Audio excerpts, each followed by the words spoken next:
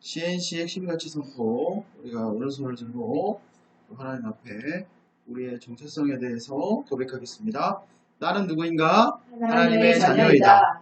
나는 어떻게 살아야 하는가? 하나님의 자녀답게 살아야 한다. 내가 공부하는 목적은 무엇인가? 하나님의 인격을 배우기 위해서, 좋은 부모가 되기 위해서 공부한다. 아멘. 기도하겠습니다. 하나님, 저희에게 하나님께서 1학기 코로나 때문에 많이 어렵고 힘든 이 상황 속에서도 하나님, 저희가 하나님 말씀을 붙들고 하나님 말씀을 이해하고 하나님 마음을 이해하고 싶어서, 알고 싶어서 이렇게 한 학기를 잘 보냈습니다. 하나님께서 마지막 시간까지 주님 은혜로 함께하여 주시고, 무엇보다 하나님을 깊이 사랑할 수 있도록 우리가 이 시간에도 주님의 은혜가 가득할 수 있도록 성령님 함께해 주십시오. 주님을 찬양합니다. 오늘 참여하신 어떤 아버님도 하나님 동일한 은혜가 지금 하시는 일 가운데 있을 수 있도록 은혜를 주십시오. 주님을 찬양합니다. 예수님의 이름으로 기도했습니다. 네. 자, 오늘은 JC 바이블 카페 10번째 시간입니다. 오바댜, 열왕기하 4번, 그 다음에 나움까지 이렇게 해서 우리가 마무리하도록 하겠습니다. 자, 첫 번째 우리가 오바댜를 오늘 살펴볼 건데요. 오바댜 하면은 다시 한번 요 구약의 선지자 표를 잠깐만 우리가 살펴보면 오바댜는 요 밑에 있죠. 그래서 연대를 정확히 알 수가 없다. 그래서 우리가 오바댜 성경 1장 1절에 좀 이따 보겠지만 거기 보면 이제 오바댜의 묵시라고만 나오지 우리가 정확히 어떤 거라고는 어느 때라고는 왕 이름이 등장하지 않습니다. 그래서 그 부분을 우리가 좀 기억하시고 우리가 살펴보면 좋을 것 같고요. 먼저 해보면 오바댜는 이응이죠. 이응으로 시작해서 어느 민족에게 메시지를 전한 것이라고 얘기했냐면 이응으로 시작하는 에돔의 메시지를 전한 것이죠. 그걸 우리 살펴보겠습니다. 237페이지 오바댜 파노라마를 보면 오바댜는 원래 발음은 오바드야후인데요. 여호와를 경배하는 자 이런 뜻입니다. 그 다음에 오바다는 동그라미를 해놓으세요. 에돔의 멸망을 예언했다. 그런데 우리가 생각해보죠. 오바댜는 남유다 쪽 사람인데 이분이 왜 에돔의 멸망을 이야기를 할까요? 메시지가 있겠죠. 에돔은 우리가 어떤 관계다? 이스라엘과 형제 관계다. 그러나 그 후대의 야곱과 에서 이후에는 어떤 관계였다? 계속해서 네.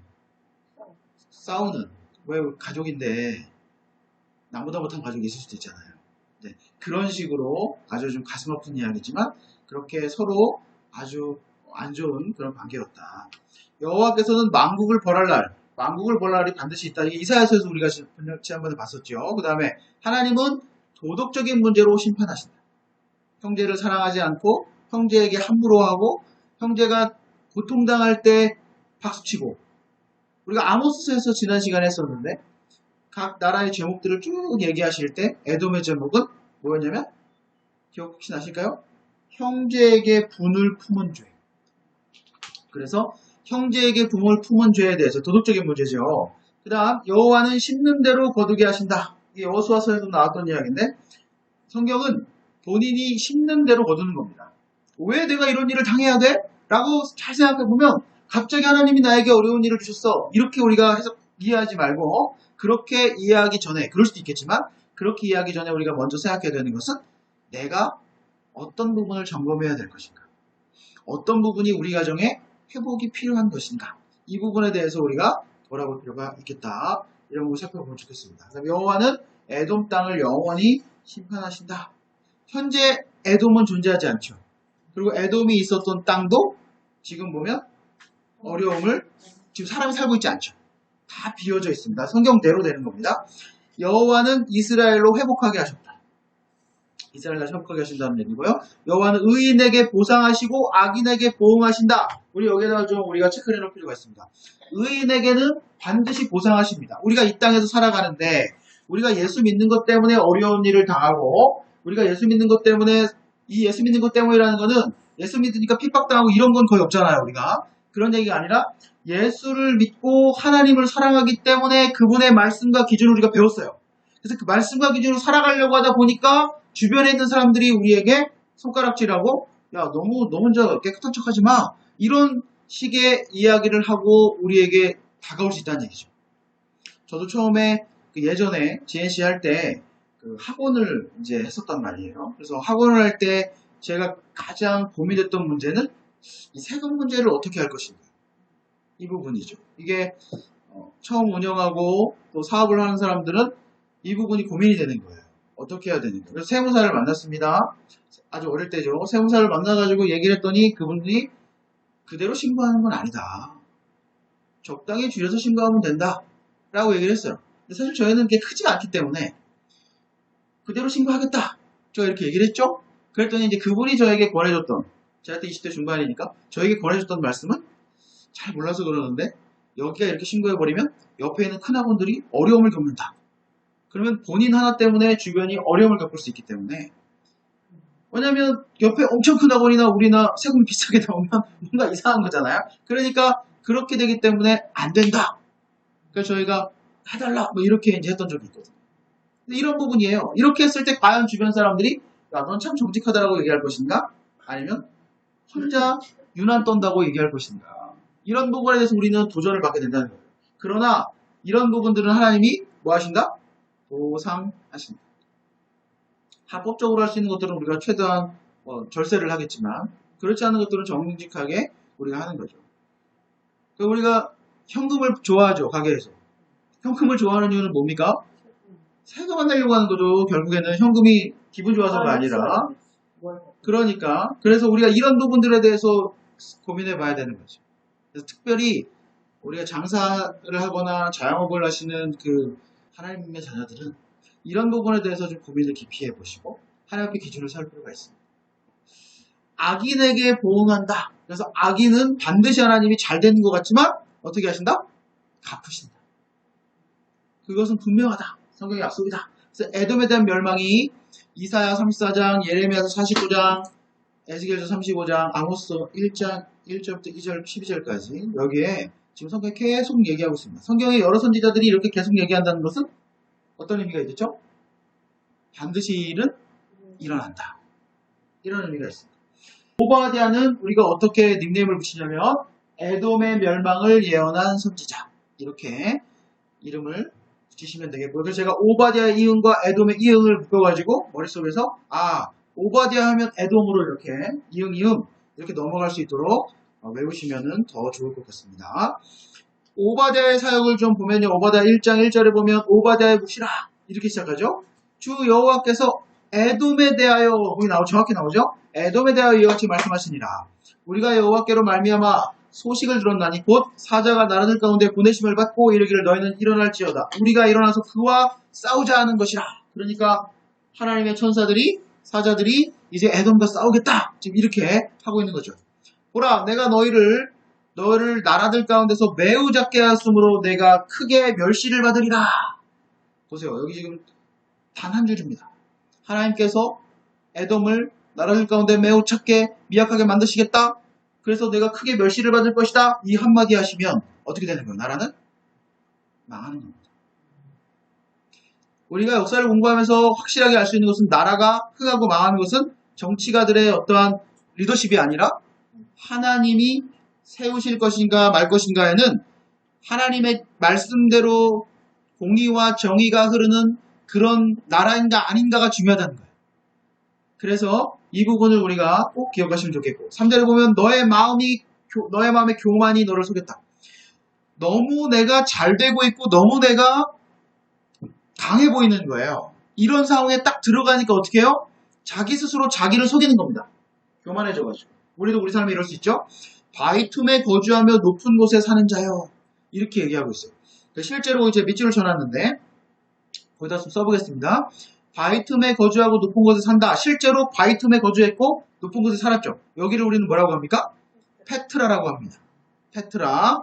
그래서 페트라에 대해서 우리가 좀 살펴보겠습니다. 요르단 남부에 있는 그 세일산 살록이라고 하는 그 지역에 이제 있는 땅인데 내가 마음에 이르기를 누가 능히 나를 땅에서 끌어내겠냐? 이렇게 높은 곳에 있는데 누가 나를 끌어내겠냐? 정말 천혜의 요새에 살고 있는데 누가 나를 끌어내겠냐? 라고 하는 거죠. 그러나 에돔같이 이런 약탈을 하고 사람들을 괴롭히고 했던 이 작은 나라, 이 나라 하나 정도 무너지는 것은 하나님 앞에 큰 일도 아니다. 왜냐하면 우린 역사를 통해서 그 어마어마한 이집트, 바벨론, 페르시아가 다 무너지는 것을 우리는 다 보았습니다. 그래서 역사의 주인은 하나님이시다. 이 부분을 우리가 좀 기억하면 좋겠고요. 그 다음에 1장 10절에 보니까 내가 내 형제 야곱에게 행한 포악으로 말미암아 부끄러움을 당하고 영원히 멸절되리라. 이유가 뭡니까? 에돔이 멸망한 이유는 형제 야곱에게 행한 포악. 그래서 멸절되겠다. 12절 보겠습니다. 내가 형제의 날 곧 그 재앙의 날에 방관할 것이 아니며 유다 자손이 패망하는 날에 기뻐할 것이 아니며 무슨 얘기예요? 이스라엘이 고통당하고 힘들 때마다 뭐했다? 도와주지 않고 방관했는데 방관한 것뿐만 아니라 뭐랬다? 기뻐했다. 고난의 날에 내가 입을 크게 벌릴 것이 아니며 내 백성이 환난을 당하는 날에 내가 그 성문에 들어가지 않을 것이며. 그러니까 뭐예요? 이스라엘이 고통당하고 약탈당하고 막 힘 빠졌을 때 에돔이 어떻게 했다? 보고 있다가 이때 들어가서 약탈해오고 했다는 겁니다. 환난 당하는 날에 내가 그 고난을 방관하지 않을 것이며 환난을 당하는 날에 내가 그 재물에 손을 대지 않을 것이며 내 거리에 서서 그 도망하는 자들을 막지 않을 것이며 고난의 날에 그 남은 자를 원수에게 넘기지 않을 것이다. 그러니까 형제 나라인데 원수부터 더 못한 거죠. 원수로부터 도망가려고 막 지금 나가는 사람들을 막아 세워서 어떻게 하는 거예요? 얘네 여기 있습니다! 라고 갖다 넘겨주고 이런 죄악들을 하면서 즐거워하고 기뻐했다. 마귀의 유혹은 가까운 곳으로부터 시작되는 거죠. 그래서 우리는 누가 원수라고 그래요? 농담으로도 얘기하지만 원수는 어디 있다? 집 안에 있다. 가까이 있다. 그렇게 얘기하죠. 근데 우리가 삶을 살아가면서 가장 많이 부딪히는 것이 가족이고 가장 많이 부딪히는 것이 친척이죠. 우리는 이해관계로 묶여있는 게 아니기 때문에 내가 이 사람에게 내 좋은 모습만 보여줄 필요 없고 내가 이 사람에게 잘 보이려고 애쓸 필요가 없는 거기 때문에 우리는 어쩌면 가족 안에 더 허물없이 행하다 보니까 이런 일이 벌어질 수도 있어요. 그렇기 때문에 우리가 가까울수록 더 예의를 지키고 잘 할 필요가 있다는 것이죠. 그래서 우리가 이 말씀을 정리해보면 어쨌든 간에 하나님께서 도덕적인 것으로도 심판을 하신다. 우리가 이렇게 볼 수 있겠습니다. 자, 전도서 8장 11절 그 메모만 해놓겠습니다. 전도서 8장 11절에 보면 악한 일에 관한 징벌이 속히 실행되지 아니하므로 인생이 악을 행하는데 마음이 담대하다. 왜 악한 자들이 악을 멈추지 않는가? 왜 우리가 볼 땐 저 사람은 너무 악한데 저 사람 빨리 죽어야 될 것 같고 지나가다가 벼락이를 맞아서 죽어야 될 것 같고 막 이런 생각이 듦에도 불구하고 어떻게 보면 표면적으로 우리가 보면 악한 사람들이 잘 사는 것 같아요. 승승장구하는 것 같아요. 그러나 실제 내면은 그렇지 않다. 그들이 보여주는 것을 의시되면서 뭐 부자였네, 허세를 부리고 막 자랑하고 할 수는 있지만 그 내면적으로 그 가정이 어떤지는 우리가 알 수가 없죠. 그리고 얼마나 고통 가운데 있는지 우리가 알 수는 없습니다. 그러나 우리가 확실하게 아는 것은 하나님이 이들을 뭐 하시기 때문에? 그냥 두시기 때문에. 그냥 두시는 이유는 뭡니까? 이들을 통해서 하나님의 백성들이 구별되고 그리고 하나님이 이들이 뭐가 될 때까지 이들의 쓰임이 끝나고 이들이 자기 죄가 가득 될 때까지 기다려주시는 거예요. 그랬다가 반드시 뭐한다? 여기가 중요하죠. 반드시 심판하신다. 그래서 15절에 여호와께서 만국을 벌할 날에 가까웠는가. 내가 행한 대로 너도 받을 것인지 내가 행한 것이 어디로 갑니까? 내 머리로 돌아간다. 그래서 우리가 평상시에 사는 삶을 정말 우리가 잘 살아야 되는 것이죠. 왜냐하면 우리가 행한 것이 우리의 머리로 돌아오기 때문입니다. 그래서 우리가 어떤 말씀을 외워야 될까요? 라고 했을 때 우리 아이들에게 어떤 말씀을 권면해야 될까요? 얘기했을 때 우리 아이들에게 물론 하나님을 사랑해라. 너는 마음과 뜻과 힘을 다하여 내 하나님 여호와를 사랑하라. 이 말씀 참 중요하죠. 그리고 그 여러 가지 복된 말씀들이 많을 수 있어요.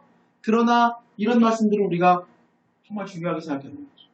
아이들, 내가 행한 것이 우리의 머리로 돌아올 것이기 때문에 우리의 삶을 잘 단속하고 점검하고 사는 것도 중요하다. 너희가 16절 내 산성에서 마신 것 같이 만국이 항상 마시리니 곧 마시고 삼켜 본래 없던 것 같이 완전히 없어지겠다. 때를 기다리셨다가 반드시 행한 대로 뭐 하신다? 심판하신다. 이사야서 34장에도 에돔의 멸망에 대해서 언급하고 있고요. 자, 오바댜 메시지의 결론은 뭐냐면, 중요한 내용은 뭐냐면, 악한 사람이 형통하며 의인이 고난받을 때, 뭐 하지 말라? 낙심하지 말고 하나님을 공경하라. 우리의 때가 우리의 마음에 아직 왜 빨리 안 오세요? 왜 빨리 처단해 주지 않습니까? 라고 할 수 있지만 하나님께서 때를 기다리시고 완벽한 타이밍에 갚으신다. 그렇기 때문에 우리는 악인의 행동과 부러움, 비교와 시기와 질투와 이런 거에 따라가지 말고 우리는 뭘 따라가야 돼요? 누굴 보고 있어야 돼요? 하나님을 보고 있어요. 그래서 그 하나님을 묵상하고 그 하나님의 내 삶에 인도하신 사랑에 대해서 묵상하고 우리는 가는 겁니다. 그래서 이 부분을 오바댜서의 주제, 메시지라고 우리가 할 수 있겠습니다. 그래서 아까 말씀드렸지만 오바댜는 에돔이고 에돔은 어디 산다? 페트라에 산다고 말씀을 드렸죠. 그래서 우리가 페트라 영상을 잠깐 보겠습니다. 당시 고대 무역로의 교차점에 페트라가 자리 잡고 있었다. 인근의 모든 교역로는 페트라를 통과해야 했다. 그래서 우리가 이 페트라 하면은 이제 오바댜면 우리가 에돔을 생각하고 페트라를 생각하고 그 안에 높은 곳에 있고 마음이 교만하고 과연 누가 우리를 칠 수 있겠어? 무너뜨릴 수 있겠어? 끌어내릴 수 있겠어? 했던 말들이 지금 우리가 이 장소를 보면 확실히 이해가 되는 거죠. 그래서 이들이 주로 했던 것은 무역하는 사람들에게 음식을 주고 숙박을 제공하고 이런 걸 하면서 또 통행세를 또 받고 또 뒤에서는 또 다른 사람들은 가서 돈 많은 사람들 약탈하고 이런 일들이 아주 악한 거죠. 이런 일들이 가득 있죠. 그래서 좀 아무래도 여기도 아까도 얘기하지만 3만 명 정도 사람이 살 정도의 엄청나게 큰 규모의 도시였었다라고 이야기하고 있습니다. 이런 것들 우리가 살면서 재정을 열심히 모아가지고 우리가 다른 데도 갈 수 있지만 이런 데는 한번 지금 뭐 어려운 코로나 때문에 어려운 상황이긴 하지만 저런 데를 한번 가보면 좋겠다. 저런 데 좀 소원이기도 하고 상황이 좋아지면은 한번 해보면 좋을 것 같아요. 소망을 한번 가져보시면 좋을 것 같습니다. 열왕기하 네 번째 17장부터 23장까지 말씀을 좀 살펴보겠습니다. 열왕기하 17장을 한번 펴시고요. 그래서 우리가 말씀을 한번 같이 보겠습니다. 나훔, 원래 스바냐 하박국까지 해야 되는데 우리가 이번 학기에는 나훔까지만 말씀을 나누도록 하겠습니다.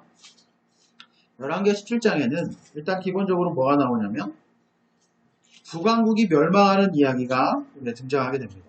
지난 시간에 우리가 북왕국의 그 왕들에 대해서 살펴봤었죠. 그래서 그 표를 보면 칼칼칼 막 이렇게 해가지고 막 나오는데 우리가 이거 배웠죠. 북왕국의 마지막 왕 이름이 뭡니까? 호세아. 마지막 선지자 이름이 뭡니까? 호세아.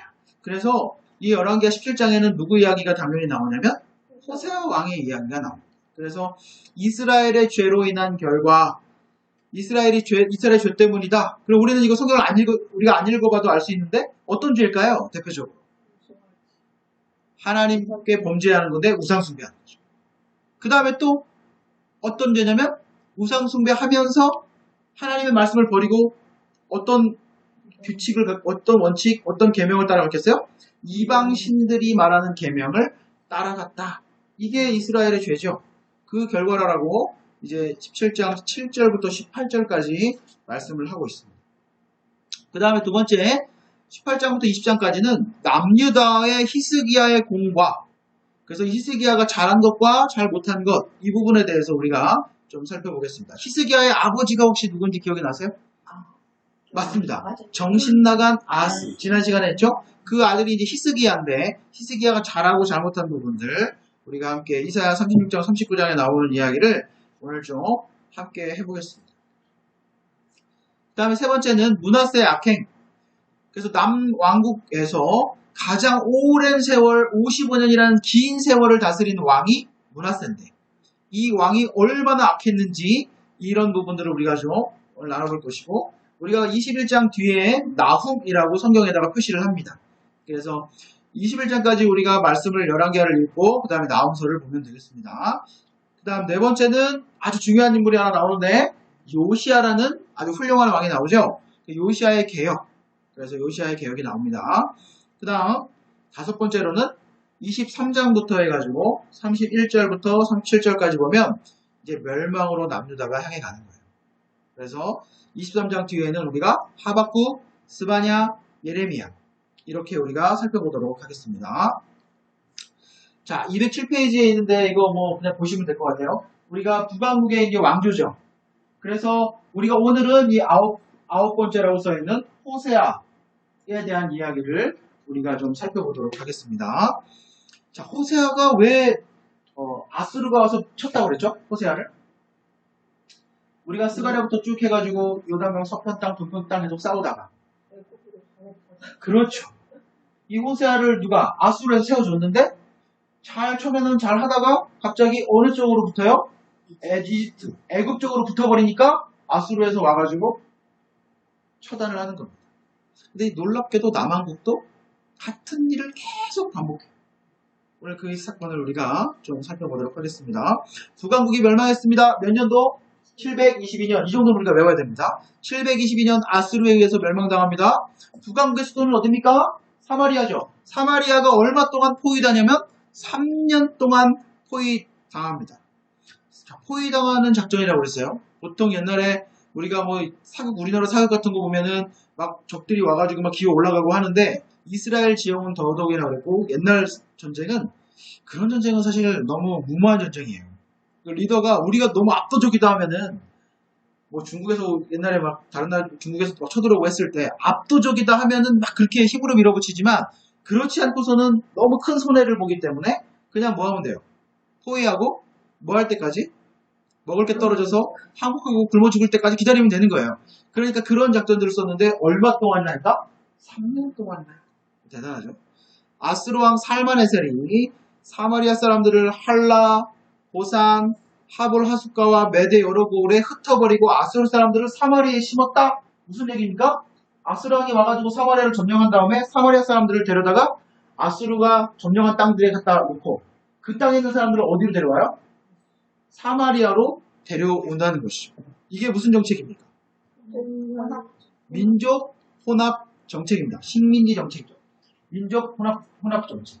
왜 우리가 이런 일을 겪으면 이스라엘 이런 일을 겪으면 어떤 문제가 생깁니까? 같은 민족끼리 힘을 합치기가 어렵죠. 그런데 여기 더 중요한 거는 제가 써놓은 이 부분입니다. 뭐가 또 혼합이 되기 시작하냐면 종교가 혼합이 되기 시작하는 거예요. 성경에 보니까 아주 희한한 얘기를 합니다. 어떤 얘기를 하냐면 이 땅에 살고 있는 남아있는 뭐 유대인들도 그렇고 그 다음에 이주에서 온 이방인들도 그렇고 두 가지를 다 해요. 한쪽에서는 하나님을 섬기고 한쪽에서는 자기 신을 섬깁니다. 그러니까 이런 것들이 그냥 짬뽕이 되는 거예요. 그래서 혼합이 돼가지고 정말 이두저도 아닌 상태로 정말 혼란스러운 시대가 오는 겁니다. 유다가 바벨론 포로 귀환 후에 성벽과 성전을 건축하는 일이 나중에 이제 벌어지게 되는데 이때 사마리아 사람들이 찾아와요. 찾아와가지고 우리도 하나님 성전을 건축하고 싶다, 함께 하고 싶다고 하는데 이때 남자 사람들이 거절합니다. 단칼에. 거절하는 이유가 바로 오늘 이 장면이에요. 뭐라고 얘기하냐면 너희들이 같은 우리의 순혈 피가 아닐 수 있다. 그래서 이방 아수르에 갔다 왔기 때문에 또 아수르 사람들이 와서 같이 섞여 살았기 때문에 너희 피가 이방의 피가 흐를 수 있기 때문에 우리는 거절한다. 이런 식이 되는 거예요. 그래서 사마리아 사람들이 이때부터 남유다 사람들하고 이스라엘 사람들하고 뭐가 됩니까? 원수지간처럼 되는 겁니다. 그리고 이스라엘 사람들이 이제부터 이제 이들을 뭐로 평가해요? 이방인과 똑같이 취급하면서 나중에 신약에 보면 이제 뭐라고 얘기하냐면 고의라고 불렀다고 예수님 시대에. 고의가 뭐냐면 개, 돼지 이런 뜻입니다. 그러니까 완전히 짐승처럼 사마리 사람들을 취급했다. 그래서 우리가 그 사건을 잘 알 수 있는 게 예수님 당시에도 있었죠. 예수님이 오셨을 때 사마리아 성 수가성 여인이라고 하는 이 여인을 예수님 만나셨을 때 어떻게 했다? 이방 사람 취급을 그 당시 사람들이 하고 있다고 얘기를 했다는 거예요. 어떤 장면입니까? 혹시? 그게 아니고 그 딸이 아픈 거는 가나안. 네, 맞습니다. 가서 우물가에서 이 여인을 만나가지고 예수님이 물 좀 다오 했더니 물 좀 다오 했더니 뭐라고 합니까? 왜 다른 유대인들은 우리를 상종도 하지 않는데 저에게 물을 달라고 하십니까? 이런 얘기를 하죠. 그러면서 내가 누군지 안다면 나에게 목이 마르지 않는 그 생수를 달라고 했을 것이다. 그랬더니 예수님한테 아니 물을 기를 바가지 같은 것도 없고 그 다음에 아무것도 없으신 분이 무슨 저에게 생수를 준다고 하십니까? 그럼 이제 이런 얘기를 한단 말이에요. 그러면서 나를 믿으면 내가 주는 물을 먹으면 영원히 목마르지 않을 것이다. 이런 얘기를 하니까 뭐라 그래요? 너무 기뻐가지고 선지자십니까? 뭐 이런 얘기를 한단 말이에요. 그래서 아까 말씀하신 그 장면이 나오는 거죠. 네 남편이 몇이냐? 뭐 어딨냐? 하니까 없다고 하죠. 그래 네 말이 맞다? 네가 전에 남편이 5이 있었는데 지금 그 남자는 네 남편이 아니다. 그러니까 깜짝 놀래가지고 정말 선지자입니다. 이렇게 했다는 거예요. 그러면서 이분이 질문을 하나 했죠. 아주 위대한 질문입니다. 우리 조상들은 이 산에서 예배했는데 지금 유대인들은 예루살렘에서 예배를 한다고 하는데 어떻게 어디서 예배하는 게 맞습니까? 뭐 이런 얘기를 묻는단 말이에요. 그랬더니 예루살렘도 아니고 정말 신령과 진정으로 예배할 때가 온다 라고 얘기하는 것이죠. 그런 아주 엄청난 이야기를 누구랑 하시는 거야? 사마리아의 유다 사람들이 사람으로 치지도 않는, 그래서 유다성을 지나가면 빠르게 갈 수 있는데 다 돌아갔다는 거예요. 같이 어울리지 않으려고. 그랬는데 그 지방에 있는 여인이, 물길로 어떤 여인이 그 심오에 있는 질문을 하고 하나님께서 신령과 진정으로 예배할 때가 온다 라고 말씀하시는 그 놀라운 이야기가 있었다는 거죠. 그러니까 이런 배경이 지금 우리는 어디입니까? 이장면입니다. 그래서 아수르가 사마리아 사람들을 자기 땅에 심고 그 땅 사람들을 사마리아 심었기 때문에 민족 혼합 정책 때문에 이렇게 됐다. 그래서 결국 북왕국 호세아 9년에 멸망하고 남왕국은 그때 누가 왕했냐면 히스기야가 6년 됐을 때 왕이 됐다라고 우리가 볼 수 있겠습니다. 이게 지금 요 파란색 선이 아수르가 이제 사마리아를 와서 점령하는 그런 장면들이고요. 그 이전에 이미 여기는 다 이제 끝난 상태고, 그렇죠? 그 다음 볼게요. 아수르 시대의 이 땅 영토가 어마어마하게 컸다는 거예요. 그러니까 이 아수르가 멸망했을 것이다? 이런 것도 우리가 상상할 수 없었던 그런 시대. 그러니까 얼마나 교만했겠어요? 그렇죠? 자, 여기가 사마리아인데, 끝이죠. 왼쪽 끝에 있는 게 사마리아죠? 여기가 유다, 예루살렘이고. 그러면 이 사마리아에 와서 멸망시키고 난 다음에 이 사람들을 데리고 그 성경에서 말하는 하라는 여기고 우리가 아브라함 때 봤었죠. 그 다음에 고산, 하볼, 니느웨 여기고 악메다까지 사람들 이렇게 갖다가 옮기고 이 사마리아 지방에 있는 사람들을 다시 바벨론, 아와, 다드몬 이런 사람들을 사마리아에 갖다 심었다. 이 얼마나 긴 먼 거리를 이주를 해서 강제로, 우리도 우리 역사에 강제 이주 역사가 있잖아요. 얼마나 고통스러웠겠습니까? 자, 그 다음 열왕기하 17장 15절에 보면 북왕국 이스라엘의 멸망한 이유가 나오는데 여호와의 율례와 여호와께서 그들의 조상들과 더불어 세우신, 여기 제가 큰 글씨로 또 밑줄을 쳐놨죠. 세우신 언약과 경계하신 말씀을 버리고 험한 것을 뒤따라 허망하며 또 여호와께서 명령하사 따르지 말라고 하신 사방 이방 사람들을 따랐다 라고 얘기했을 때 이 세우신 언약은 뭘까요?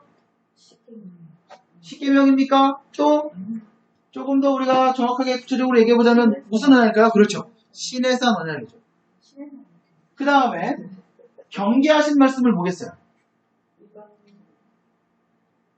우리가 구약 판노라를 하면서 역사는 뭘 기준으로 본다?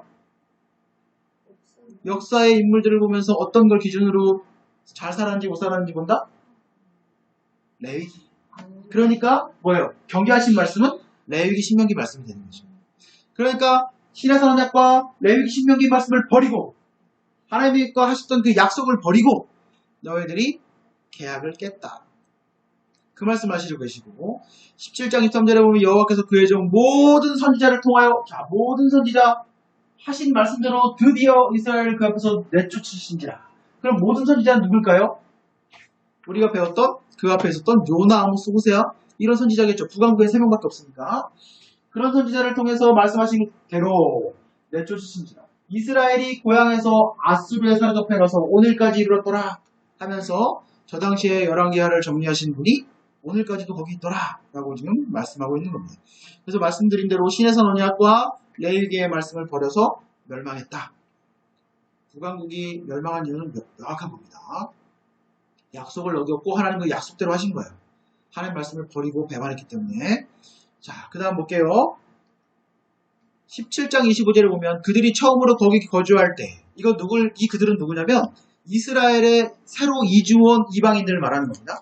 이방인들이 이스라엘에 왔더니 여호와를 경외하지 않죠. 왜 이방인들이니까? 그랬더니 하나님께서 이 사자들은 진짜 사자입니다. 라이언 사자들을 보내가지고 그들 사람의 몇 사람을 물어서 죽인 거예요.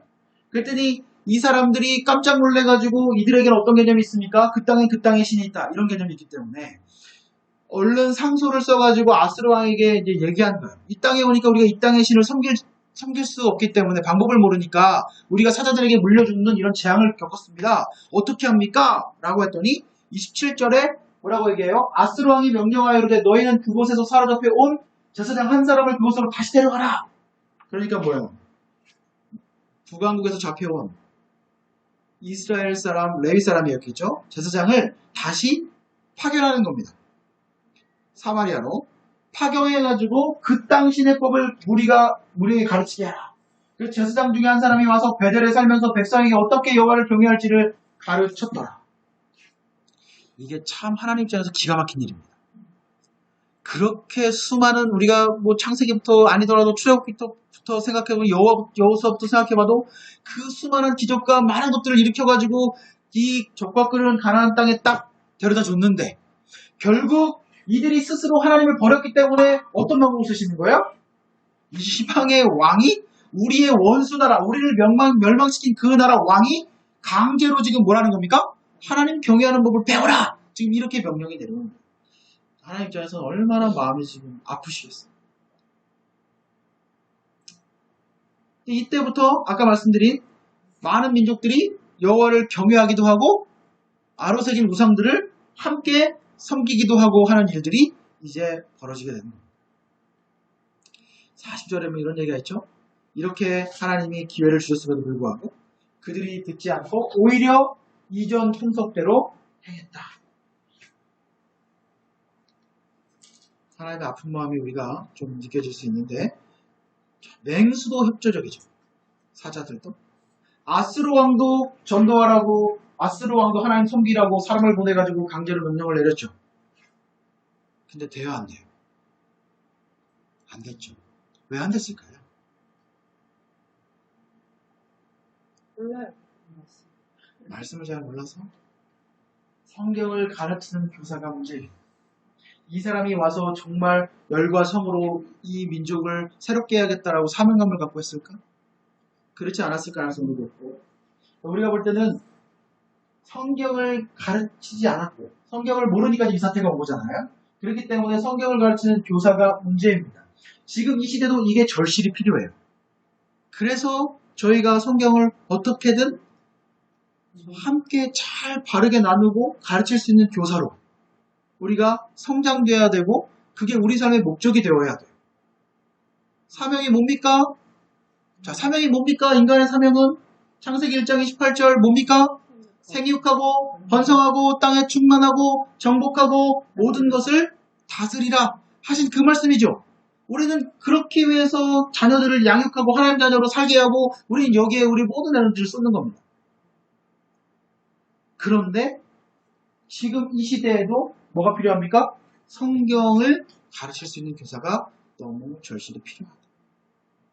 우리는 반드시 이 부분에 삶을 또 다른 사명으로 삶을 드려야 돼요. 그래서 우리가 힘들고 어렵지만 성경을 지금 모여서 이렇게 배우는 이유는 정리하는 이유죠. 정리하는 이유는 우리 자녀들에게 가르치고 제가 첫 시간에 말씀드렸죠. 자녀들이 커서 말을 안 들으면 누구를 타겟으로 우리가 합니까? 부모? 우리 부모님이요? 우리가 지금 배우고 있으니까. 우리가 배우셔가지고 누구를 타겟으로 해라고 제가 말씀드렸어요. 손자, 손녀.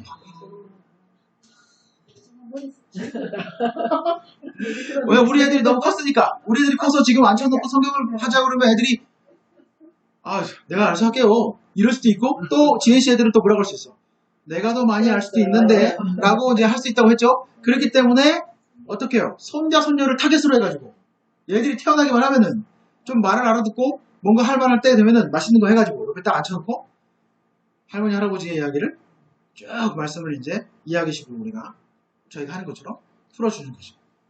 이방의 복음전도 참 거꾸로 오는 건데 북이스라엘이 어쩌면 마지막 기회라고 볼 수 있는 때였는데 됐다 안 됐다? 안 됐다는 이게 가슴 아픈 이야기죠. 그래서 이제 북이스라엘이 멸망 후에 팔레스타인의 지형이 어떻게 변하냐면 이제 이렇게 변하는 거예요. 그래서 유다 요만큼 남고 이제 남은 땅들은 다 사마리아, 베델 다 포함되어 가지고 있죠. 남은 땅들은 다 이제 아수르에게 넘어가게 되는 겁니다. 이런 상황에서 누가 등장하게 되냐면 히스기야 왕 이야기가 등장하게 되는 겁니다. 자, 북왕국은 멸망했죠. 네. 살만하살에 의해서 사마리아가 함락됐습니다. 그리고 성경에 보니까 한 8년 후에 포로되고 멸망하고 8년 후에 히스기야 왕이 아수르가 지금 북왕국을 우리 남왕국보다 더 센 나라를 다 점령했잖아요. 그러니까 거기 조공을 바치고 잘했단 말이에요. 그러다가 중간에 또 무슨 마음이 듭니까? 희한하게도 어디를 따라가고 싶다? 이집트. 그래서 배반을 해요. 그러니까 화가 나가지고 살마네셀의 아들 사네립이 이제 쳐들어가요. 그 남유다를 침공하는 겁니다. 이게 11기하 18장에 나오는 13절에 나오는 이야기죠. 쳐들어가가지고 성경에 정리해보니까 42개 성읍을 다 점령하고 뭐만 하나 딸랑 남아요? 예루살렘만 남았다. 제가 이걸 지난 시간에 어떻게 표현했죠? 포도밭에 삐쭉 솟은 망대, 참외밭에 원두막, 이런 표현이 지금 현실로 일어나는 겁니다. 그렇죠? 그래서 예루살렘만 남아있는 이런 상황에 히스기야가 사네립이 엄청 쳐들어왔잖아요. 18만 5천 명이라는 대군을 끌고 더 많은 대군을 끌고 왔잖아요. 그러니까 어떻게 해요? 괜히 배신했네. 이런 생각이 들겠죠. 그래가지고 히스기야가 뭐라고 얘기합니까? 죄송합니다. 제가 죄를 졌습니다. 어떤 처벌이라든 달게 받겠습니다. 라고 한 거예요. 그랬더니 이 사네립이 엄청난 것을 요구합니다. 그게 뭡니까? 은 300달란트, 금 30달란트. 톤으로 환산하면 은 10톤, 금 1톤. 자, 이거 얘기할 때 엄청난 큰 나라 아수르 왕인 사네립이 예루살렘 하나 남은 그 조그만 나라에 이 만국을 요구할 때는 아마도 없을 거라고 생각해서 더 혼내주려고. 그래서 만약 이렇게 그냥 이만큼 내놔! 하면은 요거밖에 없어요 라고 하면 앞으로 내 말 똑바로 들어. 이제 다시는 그런 짓 하지 마. 하고 가려고 했는데 히스기야가 그냥 너무 겁이 나가지고 또 살려준다고 하니까 어떡해요? 성경에 보니까 그냥 성전에 있는 거, 왕궁에 있는 거, 뭐 성벽에, 뭐 기둥에 있는 거 할 것 없이 긁어가지고 이거를 그냥 뚝딱 맞췄다는 거예요. 그러니까 이거를 딱 사내립이 받고 나서 어떤 생각이 들어요? 원래대로라면 어떻게 해야 돼요? 가야 되죠. 근데 사내립이 무슨 생각을 했을까요? 결론적으로는 안 갔죠. 왜 안 갔을까요? 이것 봐라. 이 조그만한 도시에 뭐야? 이렇게 많아? 금이? 은이? 이거 뭐 솔로몬 왕 얘기 뭐 옛날에 소문이 있고 그러더니 그게 사실이었나? 막 이러면서 이제 어떻게 해요? 안 가고 더 많은 대군을 이제 보내면서 그 랍사게라고 하는 그 사람이 있는데 이 사람을 필두로 해가지고 3명을 보내요. 그래가지고 이 사람들이 와서 이제 뭘 하는 겁니까? 하나님을 모욕하면서 항복해라. 막 이런 거를 이제 하는 거죠. 언론, 말로 이제 하는 겁니다. 왕궁 레탄고 성전의 금, 성전 문자의 금까지 먹어서 다 맞췄어요. 오히려 랍사게가 와서 여호와를 모독합니다. 기가 막히죠. 너희 왕 히스기야가 하나님이 도우실 거라고 하지? 웃기는 소리 하지 마라! 막 이렇게 얘기를 하는 거예요. 그러면서 지금 봐라. 우리가 여기까지 오면서 수많은 나라의 신들이 한 번도 우리 아스루 왕을 막은 적이 있느냐? 막 이렇게 하는 거예요. 그러면서 너희 여호와도 못 막는다! 막 이렇게 하는 겁니다. 그러니까 어떻게 듣기가 너무 황망하죠. 하나님 막 욕되게 하면서. 얼마나 무시하는 줄 아세요? 우리가 말 2,000피를 너에게 주겠다. 와, 말 2,000마리를 너에게 줄 테니까 싸울 사람이 있으면 이거 타고 나와서 붙어보자. 막 조롱하는 거예요. 이거 탈 만한 사람이 있겠어? 이러면서. 막 이렇게 조롱을 당하는데 더 웃긴 거는 그 아수르 쪽에서 3명이 와가지고 이제 얘기를 하는데 이스라엘 쪽에서 3명이 나왔어요. 왕은 안 나오죠. 이 사신이 와서 얘기하는 거예요. 그 나와가지고 얘기하는데 뭐라고 하냐면 이들이 저기요 죄송한데요 우리가 아랍말도 할 줄 압니다. 그 아랍말이 공통어거든요. 아랍말 할 줄 아니까 그렇게 해주세요. 히브리 말로 하니까 우리말로 하니까 우리 백성들이 다 듣습니다. 우리가 듣고 왕께 전할게요. 제발 아람말로 해주세요. 이렇게 비굴하게 얘기를 했어요. 그랬더니 랍사기가 어떻게 했을까요? 웃기는 소리 하지 마라. 다 알게 하려고 내가 하는 거지. 이렇게 하려면 내가 왜 크게 떠들겠냐 이러면서 모든 사람들이 듣는 앞에서 하나님을 계속 모독합니다. 그러면서 딜을 해요. 항복하면 사마리아 사람들에게 줬던 것처럼 너희들이 지금 살고 있는 이 땅과 같이 포도와 무화과나무를 먹을 정도로 엄청 풍성하고 좋은 곳으로 옮겨줄 거야. 안 죽일 거야. 그러니까 항복만 해 라고 얘기하는 거예요. 이건 현실적으로 보면 좋은 얘기일 수도 있고 사마리아에 예가 있기 때문에 가능성이 있다고 볼 수도 있지만 하나님 입장에서 보면 뭡니까? 하나님이 주신 땅을 어떻게 하는 거예요? 버리는 거죠. 그러니까 하나님이 계시는데 그래가지고 막 어려움을 겪고 있으니까 이제 누가 옵니까? 이사야가 와서 뭐라고 그래요? 걱정하지 마라. 소문이 있을 것인데 이 소문이 구스가 쳐들었다는 이 소문 때문에 이 사내립이 돌아갈 것이고 소문에 돌아가는데 돌아가서는 죽을 것이다. 실제로 자기 두 아들에게 산단에서 죽임을 당합니다. 그렇게 얘기를 해줘요. 그러고 나서 딱 돌아가다가 이제 랍사기가 얘기하고 돌아갔는데 어떤 소문이 있어요? 사내립에게 구스가 쳐들어왔다 이런 소문이 있으니까 사내립이 다 가는데 너희들이 남아가지고 이 예루살렘 히스기야 처리하고 와 하면서 18만 5천 명을 남기고 그 다음에 협박장을 써가지고 주는 거예요. 그 편지를 이 랍사기를 통해서 히스기야에게 전달하는 거예요. 히스기야는 이걸 들고 대성통곡하고 하나님 앞에 가가지고 이제 이걸 가지고 기도를 하는 거죠. 그런 장면. 그러고 나니까 기도하고 나니까 어떤 일이 벌어져요? 하룻밤에 천사가 나타나가지고 18만 5천 명을 한 번에 하룻밤에 다 죽여버리는 거예요. 근데 성경에 정확히 얘기하고 있습니다. 제가 볼 때는 히스기야의 믿음이 뛰어나가지고 이 믿음 때문에 하나님이 하신 게 아니고 성경에 분명히 뭐라고 얘기하냐면 이 사내립 왕이 한 말 어디 보자 여호와가 너희를 구해내나 보자 어디 보자 이 말 그리고 또 하나 하나님이 말씀하신 게 뭐냐면 내가 다윗에게 약속했다. 그래서 다윗을 위해서 내가 이 성을 구원하겠다. 이 두 가지 때문에 하나님이 히스기야를 이 예루살렘을 구원해 줍니다. 히스기야의 믿음이 엄청 대단해가지고 하나님이 히스기야 때문에 그렇게 하셨다. 이렇게 보기에는 좀 제가 볼 때 설득력이 좀 약합니다. 그래서 어쨌든 18만 5천 명이 한 번에 죽었죠? 이 부분 때문에 하는 건데 이런 일들이 일어나는 후에 나홈이 나타나서 니느웨가 멸망할 겁니다라고 예언하니까 이런 아주 하나님을 비방하고 자기들을 무시하고 이렇게 했었던 원수 나라가 멸망할 거라고 나홈이 와서 얘기하니까 이스라엘 사람들에게는 마음에 뭐가 있어요? 뭐가 있겠어요? 희망? 다른 말로 하면 위로가 있죠. 그래서 나홈은 무슨 선지자다? 위로의 선지자다. 그 말 자체가 위로가 되는 거예요. 아, 우리 회복될 거고, 아, 우리 원수 나라 저 나라가 멸망할 거구나. 하나님이 갚아주실 거구나. 이렇게 얘기하는. 나홈서 할 때 얘기하겠지만 나홈서는 아마도 요시야 때 활동하신 그런 내용으로 우리가 좀 볼 수도 있어요. 그래서 지금 우리는 거의 유력하게는 요시야 때 이 나홈이 예언자가 활동하셨다. 이렇게 우리가 볼 수가 있겠습니다. 지도를 통해서 잠깐 살펴보면은 여기가 림나입니다. 여기가 라기스. 그래서 사내립 군대가 라기스에 와요. 라기스에 와가지고 막 요나 여기를 막 치고 여기서 은 300달란트 금 30달란트를 달라고 이야기하는 자. 그 얘기했더니 어떻게 해요? 예루살렘에서 갖고 왔죠? 갖고 와가지고 도발하고 이사야 예언하고 이런 이야기들. 그러고 난 다음에 어떻게 해요? 실제로 소문이 왔어요. 그럼 림나에서 이제 사내립이 싸우고 있을 때 소문이 와가지고 랍사기한테 너가 마무리해라. 회성장 들고 가고 그리고 나서 사내립은 돌아와서 멸망하고 이 림나에 있는 수많은 18만 5천 명이나 되는 자들이 어떻게 됐다? 멸망당했다. 그러니까 요 사이에서 다 일어난 일이다. 이걸 우리가 지도로 잠깐 살펴보도록 하겠습니다. 자, 그래서 성경을 또 보니까 히스기야가 병이 났대요. 그렇죠. 히스기야가 병이 났습니다. 왜 병이 났을까 갑자기?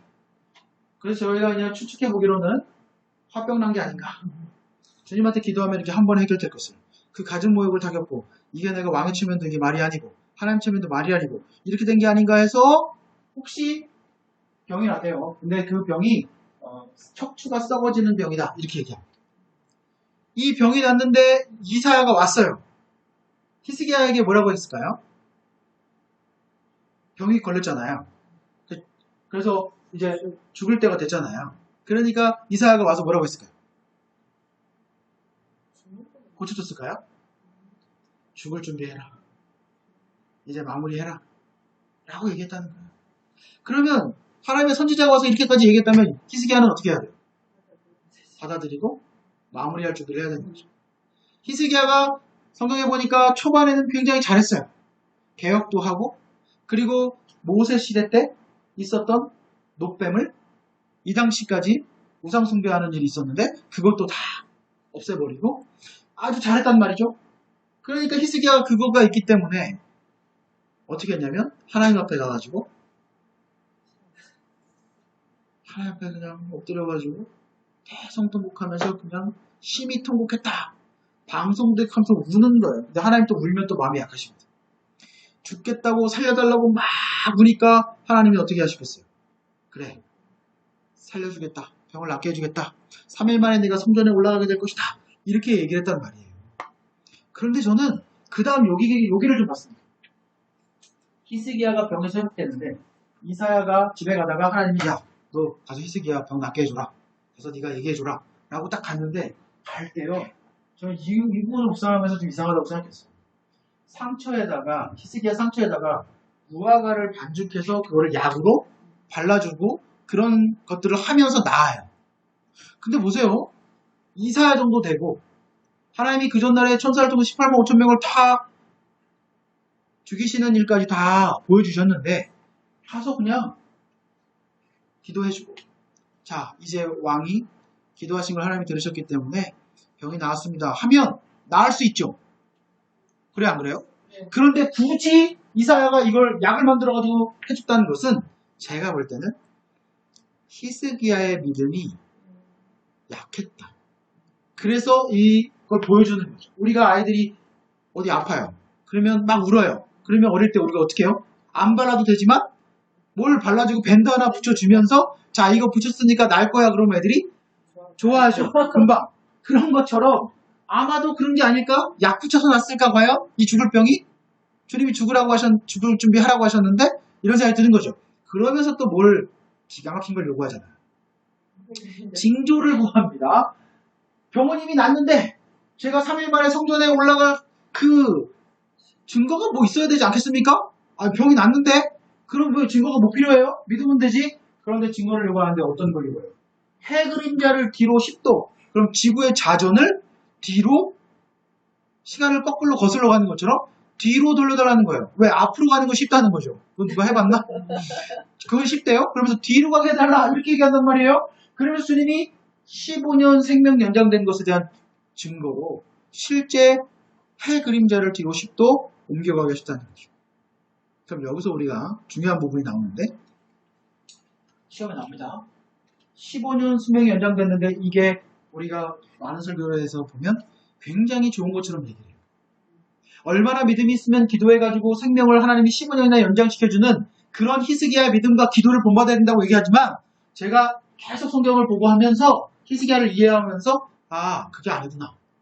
왜냐하면 이 부분 때문에 그렇습니다. 15년 생명이 연장된 때 너무 기쁘잖아요. 그래서 자기 부인 중에 그냥 저기 한쪽에 밀어놨던 후궁이 있겠죠. 그 부인이 있는데 그 부인을 다시 데려와서 왜 내 목숨을 다시 구원했는데 내가 너를 사랑해야지. 그랬나봐요. 그래서 악한 아내 헵시바를 데려와서 천하의 괴물 므낫세를 낳습니다. 문제는 이거예요. 므낫세가 몇 살의 왕이 되냐면 12살의 왕이 돼요. 그러면 15년 생명이 연장되는 이때 태어난 거죠. 그냥 제명에 죽었으면 이스라엘이 55년 동안 고통받지 않았던 제가 어떤 얘기도 드렸냐면 이사야 선지자를 톱으로 켜서 죽였다 이런 얘기도 했죠. 그런 수많은 선지자들을 죽이고 했던 그런 사람이 태어나지 않을 수 있었는데 이 히스기야가 매달리고 하나님 앞에 떼써가지고 얻어낸 결과물이 므낫세다 이러면 이건 정말 잘못된 거예요. 히스기야가 15년 생명 연장된 게 이스라엘 입장에서 보면 복이 아닙니다. 재앙인 것이죠. 그 다음에 히스기야가 병 낳고 나서 어떤 것도 했다고 그랬죠?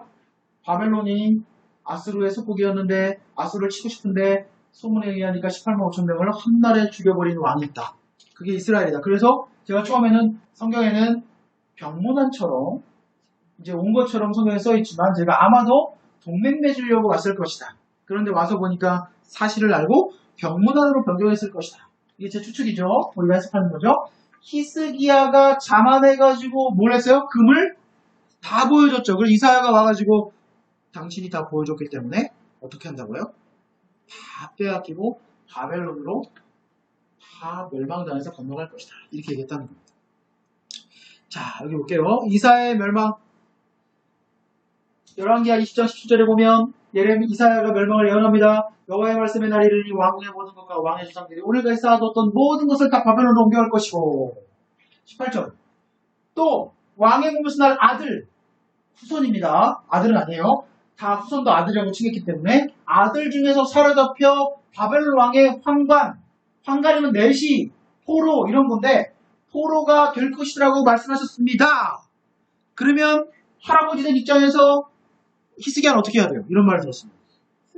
슬퍼야 되고 회개하고 하나님 앞에 매달려야지. 자기 살겠다고 울면서 매달렸다고 없다 이상으로. 이런 험한 꼴을 내 후손들이 보지 않게 해주십시오 하고 매달려가지고 울면서 다시 막 해야 되는데 그렇게 하지 않고 그 다음 답변 이걸 보면서 제가 히스기야의 믿음을 이제 보게 되는 거예요. 히스기야가 이사야에게 이르되 당신이 전한 여호와의 말씀이 선하다. 아이고 우리 다 구원해 주시고 했는데 그 말씀이 맞겠죠. 만일 내가 사는 날 동안 태평하고 진실이 수친데 내가 사는 날에 일어나지 않을 건데 어찌 선하지 않겠습니까? 이게 무슨 말입니까? 내가 만약에 살아있는데 우리 할아버지가 내 앞에서 이런 얘기를 한다면 정말 다시는 할아버지를 안 볼 수 있는 그런 상황이 될 수 있는 거죠. 그래서 정말 BC 597년에 2차 포로 갈 때 여호야긴이라는 왕이 자 나중에 이제 다음 학기 하겠지만 여호야긴 왕의 긴으로 외워요. 가장 오래 산 왕. 마지막 때 가장 남유다가 멸망하기 전에 가장 오래 산 왕이 여호야긴 왕입니다. 길게 살았기 때문에. 왜 길게 살아요? 포로 갔기 때문에.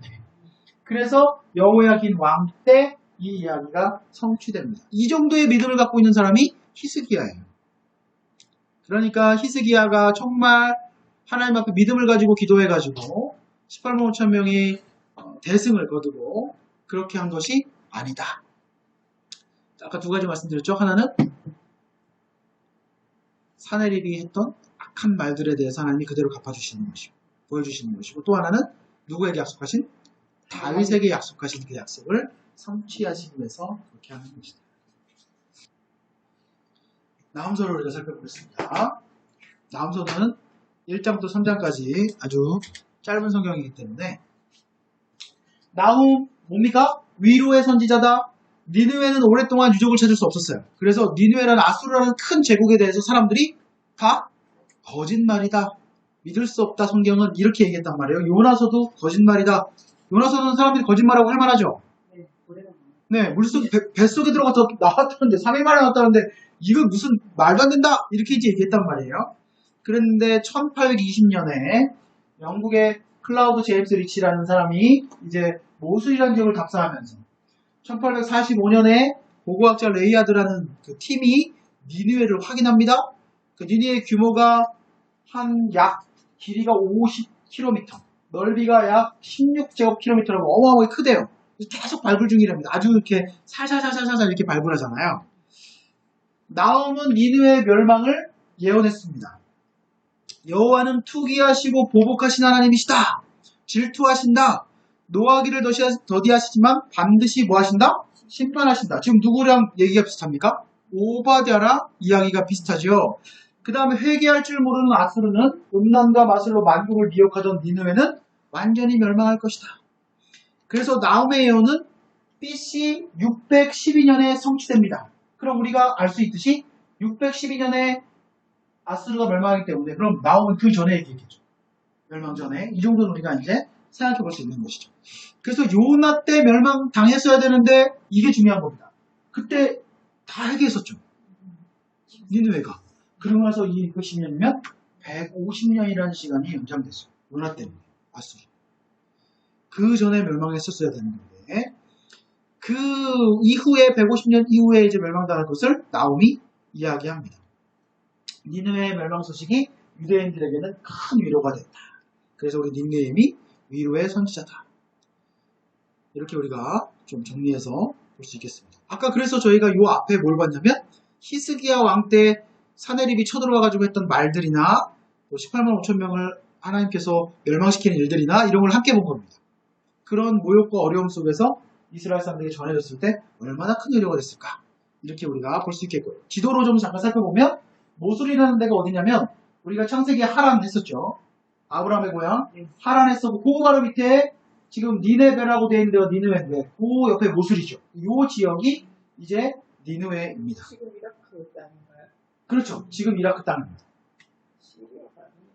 그래서 뭐 니브롯이라고 이야기하는 나오는 그 부분이 이제 뭐라고 할 수 있고 우르도 이제 아브라함 때 우리가 함께 이야기했고 그래서 지금 요 지역이다 라는 것을 우리가 볼 수가 있겠습니다. 바벨론은 여기 중간에 있고요. 자, 나움서를 우리가 살펴보겠습니다. 나움 1장 1절 니느웨에 대한 경고다. 이게 주제입니다. 밑줄 치고 주제라고 쓰시면 되겠죠. 니느웨에 대한 경고다. 엘고 사람 나움의 묵시에 그리라. 여호와는 질투하시며 보복하신 하나님이시니라. 여호와는 보복하시며 진노하시며 자기를 거스르는 자에게 여호와는 보복하시며 자기를 대적하는 자에게 진노를 품으시며 여호와는 노하기를 더디하시며 권능이 크시며 벌받을 자를 결코 내버려 두지 않으신다. 우리가 여기 2절까지만 읽으면 오해할 수 있죠. 하나님 성격 장난 아니다. 질투하고 보복하고 그냥 말 안 들으면 그냥 하나님 다 쳐버리시고 화나고 와 성격이 정말 안 좋으시네. 이렇게 생각할 수 있지만 우린 창세기 또 공부를 했기 때문에 신해서 언약부터 공부를 했기 때문에 하나님이 이 많은 시간을 뭐 했어요? 기다려주시고 참으시고 했는데 이제 안 되는 겁니다. 그래서 하나님이 노하기를 더디하시지만 벌받을 자를 반드시 처단하신다. 오바댜에서 나왔던 것처럼 똑같이 얘기하고 있고 여기가 중요한 부분인데 1장 8절에다가 체크를 좀 해놓으시고요. 그가 범람하는 물로 그것을 진멸하시고 자기 대적들을 흑암으로 쫓아내시니라 라고 할 때 범람하는 물, 이 범람하는 물이 상징하는 것이 있겠죠. 첫 번째는 뭐냐면 당연히 아수르가 바벨론에 멸망당하니까 612년 바벨론 느부갓네살 군대를 이 범람하는 물이라고 할 수 있겠어요. 그렇죠? 그 다음에 두 번째는 실제 물이 범람했다는 거예요. 티그리스 강이 실제 범람했다는 겁니다. 그래서 얼마나 크게 범람을 했냐면 이 모래, 엄청난 양의 토사가 모래가 흘러와가지고 이 아수르의 니느웨를 어떻게 했다? 땅속에 묻어버렸어요. 그래서 계산해보면 약 2457년 동안 발견이 되지 않은 겁니다. 땅속에 깊이 들어가 있기 때문에. 이해가 되시죠? 그냥 평상시에 보면 거긴 뭐예요? 그냥 평평한 땅인 거예요. 근데 그 속에 들어가 있으니까 아무도 이거를 찾지 못하고 힘들어했던 거죠. 그러나 그래서 이걸 우리는 뭐라고 표현한다? 범람하는 물이라고 1장 8절에 나온 이 말씀으로 우리가 이 두 부분을 생각해 볼 수가 있겠습니다. 자, 공의의 심판이 있는데 3장 8절을 보면 내가 어찌하여 노아몬보다 낫겠느냐. 자, 노아몬 여기를 한번 체크를 해주시면 좋을 것 같아요. 노아몬보다 낫겠느냐. 그는 강들 사이에 있으므로 물이 둘렀으니 바다가 성문가 되고 엄청나게 강한 그런 곳이었다. 바다가 방어벽이 되었으며 구스와 애굽은 그의 힘이 강하여 끝이 없었고 붓과 루빔이 그들을 돕는 자가 되었다. 그러니까 엄청나게 큰 나라가 있었다라고 얘기하는 거예요. 과거형이죠. 그러니까 이 노아몬이라는 곳이 더베라는 지역인데 더베라는 지역인데 여기가 이집트 밑쪽에 있어요. 여기가 엄청 강성했는데 멸망당했다라고 하면 과거잖아요. 그리고 이걸 역사에 찾아보면 남애굽의 수도가 노아몬이었는데 이게 BC 633년에 아수르에서 멸망당했다는 겁니다. 그리고 그 어마어마한 나라가 아수르에서 멸망당했지 라고 얘기하면서 너희 니느웨도 아수르 멸망당할 거야 이 얘기를 하는 거면 우리가 뭘 할 수 있어요? 633년과 612년 사이에 어떤 일이 벌어집니까? 이 나움이 활동했다 라는 것을 우리가 추정해 볼 수 있겠죠. 근데 이 시기가 딱 누가 왕일 때 시대냐면 요시아가 왕일 때 시대다. 이렇게 우리가 추론을 해볼 수가 있겠습니다. 그래서 이 나움서 1장 1절에는 어떤 왕 때라고 나오진 않지만 우리가 내용에서 추론해서 아 나움은 요시아 때구나 이렇게 우리가 살펴볼 수가 있겠습니다. 3장 18절에 보면 아수르 왕이여 내 목자가 자고 내 귀족은 누워시며 내 백성은 산들에 흩어지나 그들을 모을 사람이 없도다. 내 상처는 고칠 수 없고 내 부상은 중하도다. 내 소식을 듣는 자가 다 너를 보고 손뼉치나니 이는 그들이 항상 내게 행패를 당하였음이 아니더냐 하시더라. 무슨 얘기입니까? 아수르가 멸망당할 때 사람들이 손뼉치고 기뻐한다는 거예요. 왜? 아수르한테 너무 많은 행패를 당했기 때문에. 그래서 아수르의 멸망은 사람들의 기쁨이다. 이렇게까지 되었을 것이 된다라고 나음서에서 이야기하고 있습니다. 그러니까 이 기뻐하는 자들 중에 누가 속하는 거예요? 남유다. 네, 이스라엘도 여기에 속하게 되는 겁니다. 여기에 보면 여기에 이제 그 니느웨가 있었던 그 모술이라는 지역이 현재는 이렇게 생겼대요. 이런 모습이고 우리가 영상을 하나 보겠습니다. 아시리아 문명은 천년이 넘는 세월 동안 세세히 알려진 게 거의 없어서 큰 도시였던 수도 니느베조차도 현대 세계에는 알려지지 않았습니다. 그러다 1852년에 영국의 고고학자 오스틴 헬 레이아드가 폐허가 된 이 예터 탐사에 나섰습니다. 레이아드가 북부 이라크의 이 폐허에서 찾아낸 건 놀랍게도 니느베 왕궁으로서 온전히 남은 아시리아 문명의 보고였습니다. 광부같이 땅속으로 굴을 파들어가던 레이아드는 궁전 정문에 세워진 날개 달린 황소상들과 호화로운 예술품들을 천여년 세월의 장막 뒤에서 출토해냅니다. 이 대단한 발견에 온 세계가 놀라움과 흥분에 휩싸였습니다. 구약에 나오는 또 하나의 도시 니느베를 찾았으니 성서의 역사적 정확성이 또다시 입증됐기 때문이죠. 이렇게 하나하나 쓸어내니까 얼마나 오래 시간이 걸렸겠어요. 아니 여기 이제 방천 있었던. 네, 방문했던 거 이제 찾아내가지고 이제 왜냐면 훼손되면 안 되니까 곡괭이로 팔 수가 없는 거죠. 그러니까 계속 삽이라든지 뭐 하여튼 이런 걸로 이제 해내면서 여기를 이제 파들어가고 그 실제 유적들이 굉장히 좀 많이 나왔어요. 그래서 그런 것들이 이제 찾아보면 많거든요. 그래서 우리가 말하고 싶은 건 뭐냐면 니느웨는 역사적 사실이고 나음서나 요나서나 이런 것도 역사적인 사실이다. 이런 것들을 우리가 좀 살펴볼 수가 있겠습니다. 그래서 니느웨의 신전이었을 것이라고 하는 이런 사진들도 있더라고요. 이렇게 좀 보면 될 것 같고 남유다의 말로 해가지고 이제 열왕기하 18장부터 23장까지를 좀 살펴보겠습니다. 히스기야 6년, 호세아 9년에 아스루 왕 살마네셀이 사마리아를 함락시켰다. 사마리아 사람들 포로가 됐다. 아까 우리가 말씀드렸고 남한국도 히스기야 이후에 괴물 므낫세가 하나님의 진노를 샀어요. 그 다음에 그 아들 아몬 이후에 요시야가 개혁을 하지만 이미 타락한 길을 막을 수 없었다. 성경에 정확하게 요시야가 잘했지만 므낫세 때문에 하나님이 이 진노를 돌이키시지 않겠다라고 정확하게 써놨어요. 그러니 히스기야가 이 므낫세를 낳지 않았으면 더 좋을 뻔했다. 이런 말을 또 우리가 해볼 수 있는 거죠. 요 시기에 나움과 오바댜, 스바냐 이런 분들이 활동하셨고 BC 606년에 요시아의 아들 여호야 김이 바벨론 왕 느부갓네살 왕이 올라와서 1차로 점령하고 포로로 잡아갑니다. 혼내주고. 이게 누구예요? 이때 갔던 사람이 유명한 다니엘입니다. 다니엘이 1차 포로 잡혀가는 이야기. 이 부분에서 우리가 하박국, 예레미야, 다니엘, 에스겔 이런 책들을 우리가 다음 학기에 배우도록 하겠습니다. 자, 므낫세의 악행 열왕기 하 21장 1절에 보면 므낫세가 왕이 될 때 나이가 몇 살입니까? 12세. 그래서 아까 15년 사이에 태어났다. 이렇게 말씀드렸고 예루살렘에서 55년 정도 다스리니라. 그의 어머니 이름은 누굽니까? 헵시바. 그러니까 이게 얼마나 정말 아픈 일이에요. 안타까운 일입니까? 그 제가 여기 가로치고 써놨죠. 55년간 다스렸다. 가장 긴 세월. 못된 것은 죽지도 않는다. 욕을 많이 먹어 그런가. 죽지도 않아요. 그렇죠? 그것만 헵시바였다. 우리가 이런 부분 볼 수 있고요. 내가 사마리아를 지은 줄과 아합의 집을 다리 묻은 추.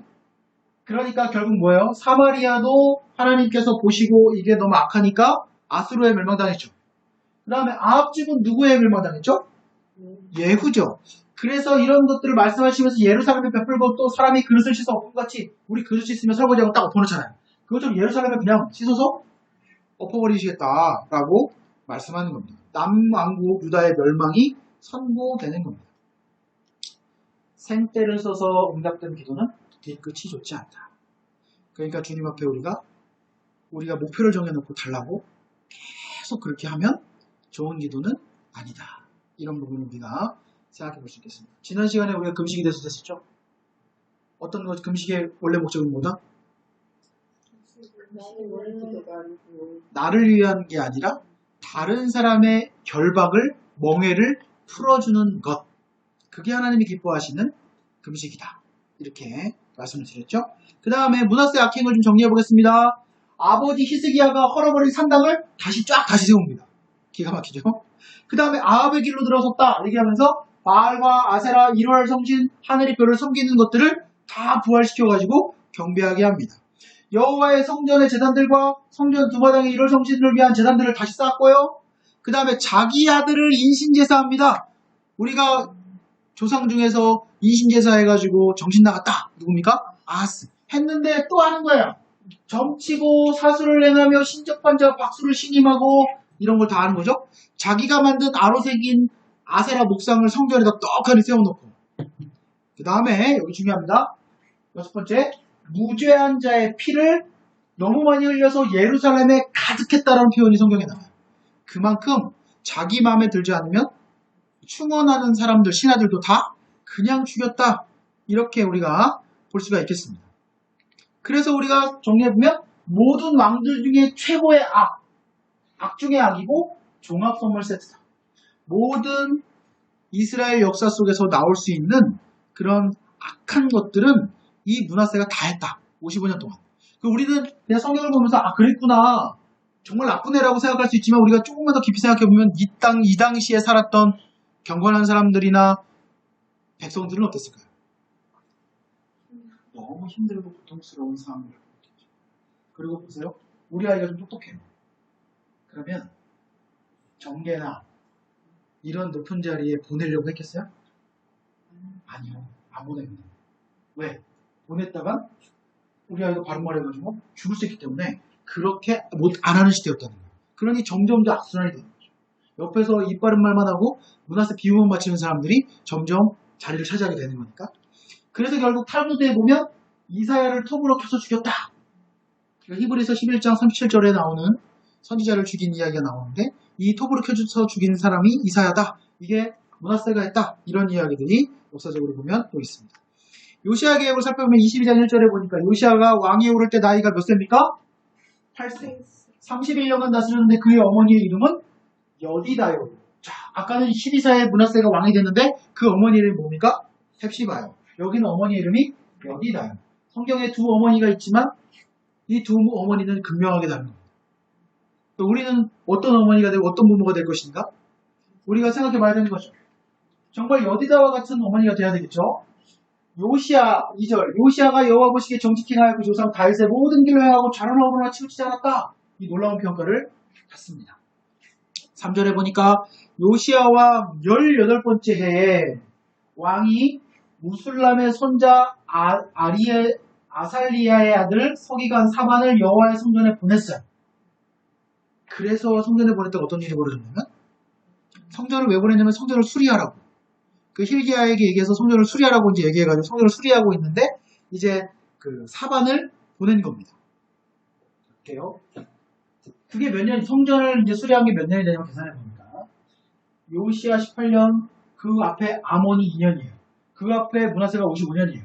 히스기야 왕 이후에 성전이 수리가 안 되고 방치된 게 몇 년이냐면 75년 만에 성전이 수리가 되는 겁니다. 그러면 8살에 왕 돼가지고 뭘 알아요? 자, 누가 뒤에서 이 일들을 돕는 겁니까? 엄마가. 그래서 우리가 이야기하는 거죠. 아이들이. 좋은 어머니가 되라.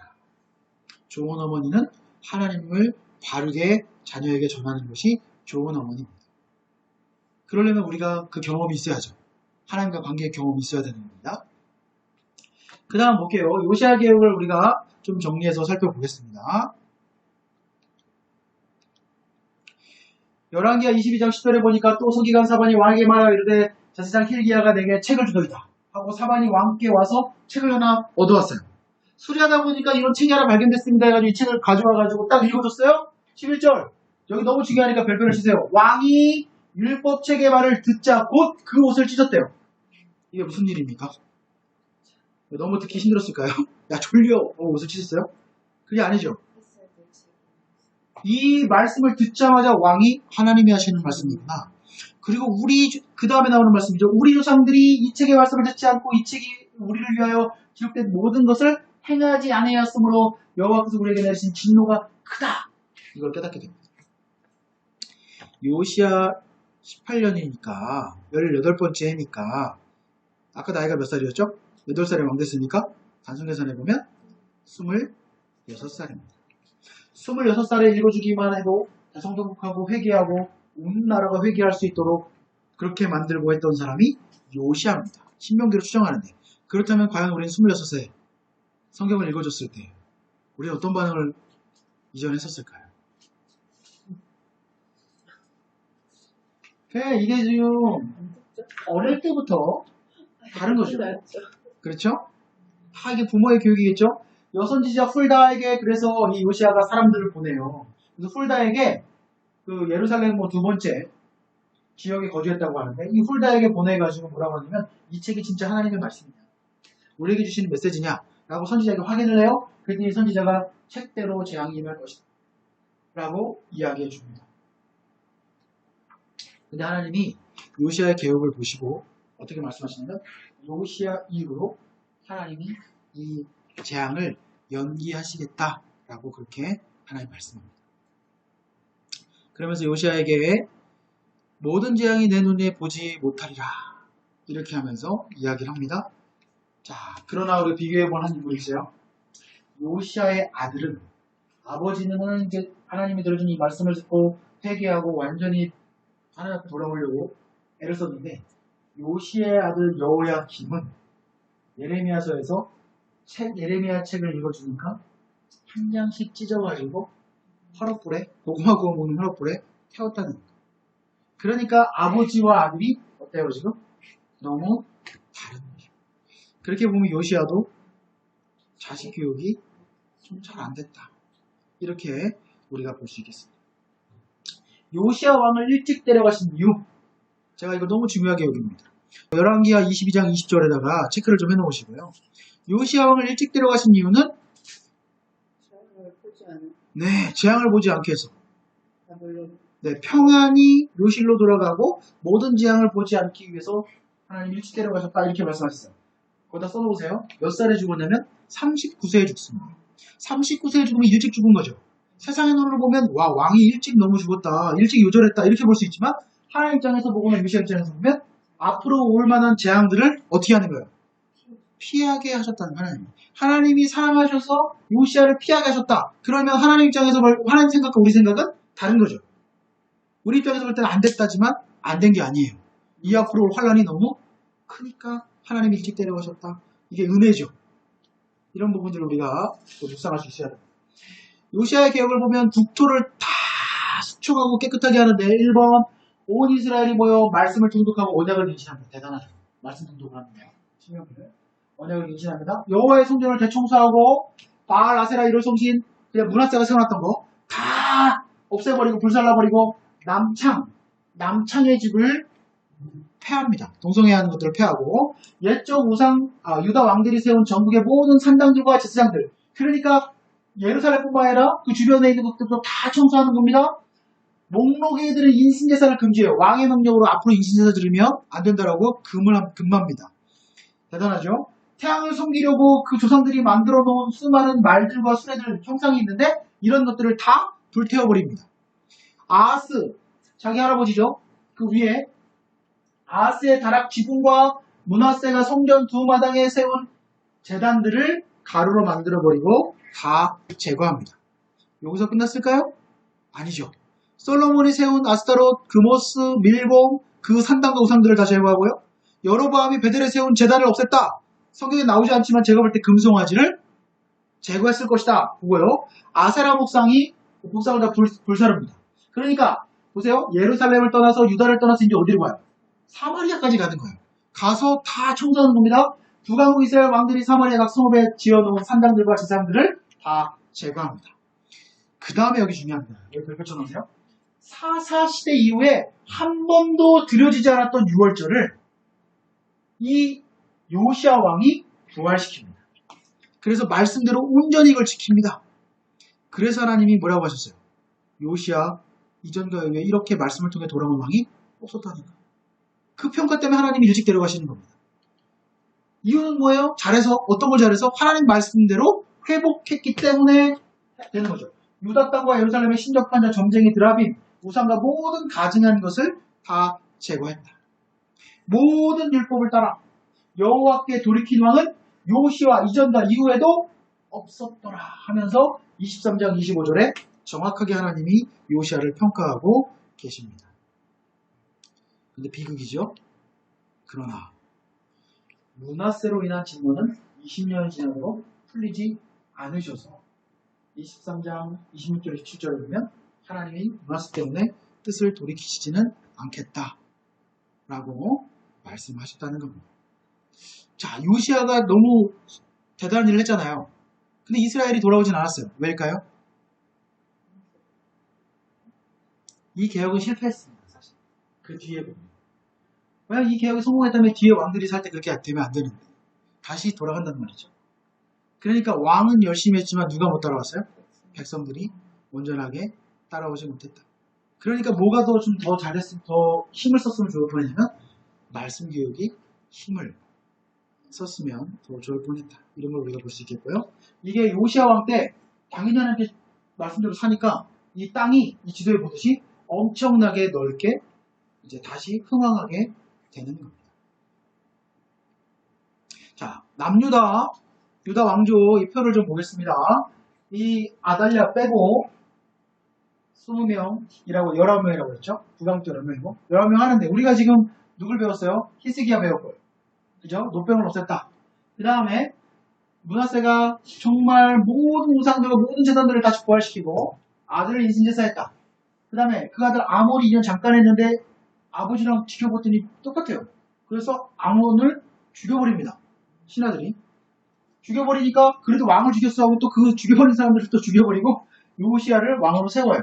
자, 이 요시야 때 이제 누가 오냐면 이제 아까 우리가 말했던 나움이 이 요시야 때 활동을 하고 계시고 그 다음에 여호와스. 자, 이거 우리가 세트로 외워야 됩니다. 자, 이거 외우기 쉬워요. 세트로 외우겠습니다. 요시야 우리가 외워야죠. 31년 했는데 자 보세요. 숫자를 보겠습니다. 31, 311, 311이죠. 결국 다 3일로 끝나는 거예요. 이거 우리가 세트로 외울 수 있어요. 자, 요시야 31년, 여호와스 몇 달? 석 달.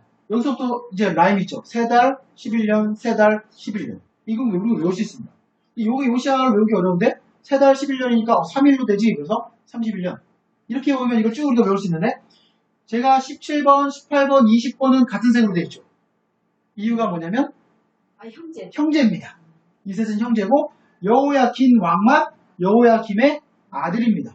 왜냐하면 너무 빨리 왕이 바뀌어가지고 이 왕이 바뀐 이유는 간단합니다. 지금 누가 패권을 차지하고 있어요? 바벨론이 차지하고 있는데 바벨론에 붙어있을 때는 멀쩡하다가 어디로 돌아섭니까?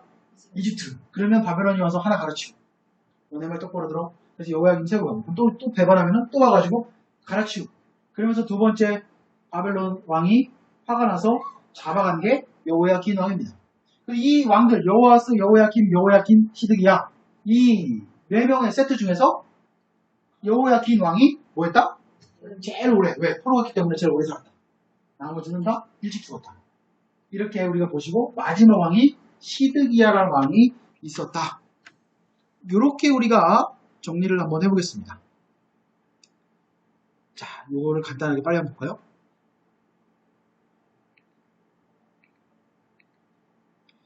바벨론 나중에 배우겠지만 1차 프로 606년, 2차 프로 597년, 3차 프로 586년인데 요때 이제 선지자들이 활동하는 거죠. 다음에 배울 선지자들 하박국, 스바냐 이런 선지자들이 활동하고 예레미야. 그 다음에 같은 시대에 다니엘과 에스겔이 사역하는데 특징은 뭐다? 동시대에 다 이분들이 활동하시는데 예루살렘에서 활동하신 분들 그 다음에 바벨론 포로 가서 활동하신 분들 이렇게 나눠져 가지고 이제 이스라엘 전체 역사가 마무리되고 구약의 전반부가 끝나면 이제 후반부 돌아오는 이야기, 새롭게 이스라엘이 건국되는 이야기, 그런 이야기들을 우리가 볼 수 있겠습니다. 이렇게 해서 저희가 1학기 모든 성경 강좌를 마무리하도록 하겠습니다. 수고하셨습니다.